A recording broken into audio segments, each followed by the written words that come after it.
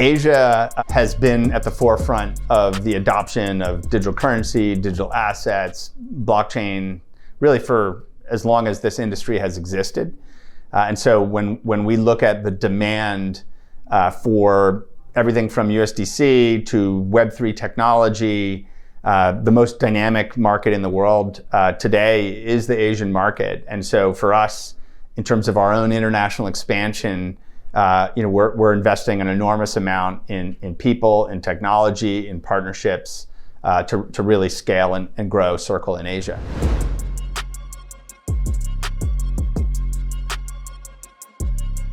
So our primary focus has been how can we use USDC to build the largest and most widely used stablecoin network in the world.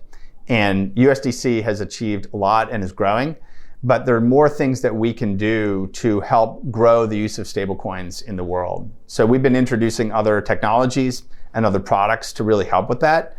The first is new protocols like the cross-chain transfer protocol, which allows users to be able to very seamlessly move stablecoins like USDC across the many different blockchains that exist, layer 1 blockchains, layer 2 chains, and to provide a kind of portability layer for digital dollars. So it's kind of a companion to USDC, but a really important one that helps increase the safety and the usability and improve the user experience of moving around these digital dollars. Now, we also really want to see companies that want to build applications that use Web3 technology. We want to support them in doing that more easily. The more consumer applications, financial applications, e-commerce applications that use Web3, the more demand there's going to be for things like stablecoins in the world. So we recently rolled out the first set of products in our Circle Web3 Services product line.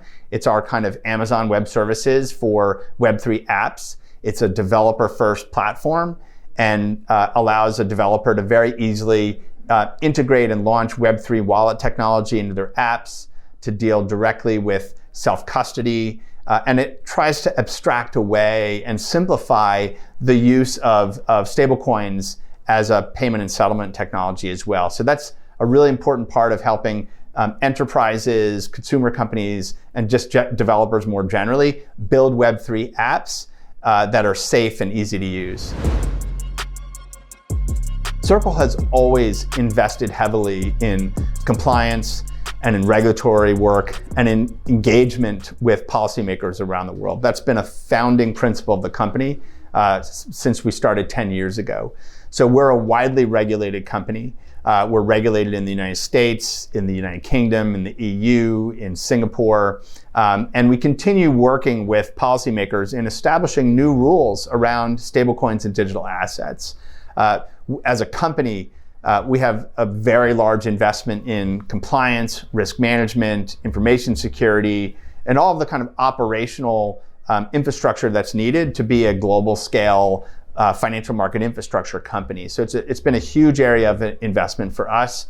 And I think it's one of the reasons why Circle as a brand is so clearly associated with trust and integrity and compliance. We think we're at the beginning stages of the development of an internet-based financial system where the building blocks of the financial system are actually built into software and encoded into the kind of protocols and software of the internet. And that's going to be a huge change. We believe that the kind of digital economy itself is going to be a bigger and bigger part of the real economy, and that digital economy is going to increasingly depend on an internet native financial system. So we think about our role as providing one of the really critical building blocks of that internet financial system, which is taking traditional money and expressing it in a digital currency form and making that accessible through open infrastructure, open protocols, and developer platforms, and really enabling the kind of money Lego bricks to exist and to allow people to build with those. And we obviously want to continue to contribute to maybe other parts of the infrastructure that are necessary to build an internet financial system. But as I said, I think we're still very early in that. when we think about the eventual total addressable market for an internet financial system, we believe eventually it's in the many trillions of dollars. And so it's still a small industry. These are small businesses relative to what they can be, but certainly an exciting time for them. There's so much innovation happening right now.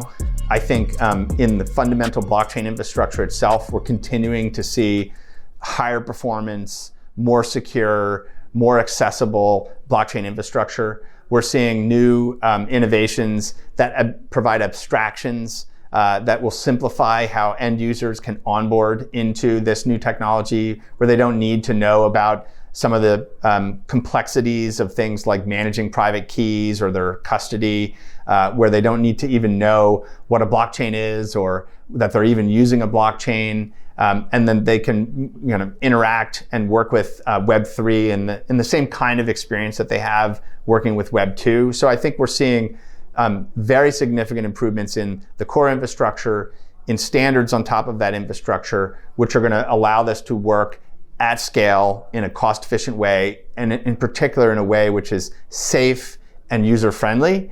And I think those are all things that are happening right now. And I think by the end of next year, we'll really have crossed the chasm into a new landscape where apps that are building on Web3 and using this infrastructure start to become much larger scale from a mainstream perspective.